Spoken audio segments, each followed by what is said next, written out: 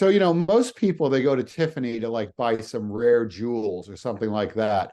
But I actually happened to find a diamond in the rough right by the side entrance of Tiffany's. And I'm walking past there and I see this guy standing in front with a sign basically saying that he's out of work and he's looking for a job. And I mean, he was, a good looking, pulled together guy. And I was like, wow, that's kind of interesting. And it turns out that his name is Alfred Carpenter. I'm talking to him for a few minutes, and he says, yeah, I was working as a doorman. I had some complications during COVID, and I haven't been able to get a job. And he's standing in front of, like one of the highest end retailers in the world, hoping to get some kind of a job. And I just thought the juxtaposition of that was interesting. I mean, I felt terrible for him. His resume is practically printed on the sort of sandwich board that he wears. And if you don't see it clearly, he will hand you a resume.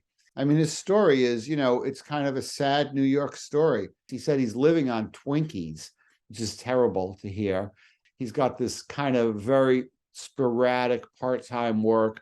I mean, he worked as an extra in the Penguin movie that's coming out on HBO, but he wants full-time work. The guy is in his late 60s. I mean, he looks young. He's a smart, well-spoken guy, well-dressed, well-groomed. I mean, there's no reason for him not to have a job. And he claims his age really gets in the way. I mean, he says he's a world-class doorman. He was even a doorman at the Palladium, the old nightclub. So, if you have a cool club and you want a kind of older but interesting guy, well, Mr. Carpenter might be your man.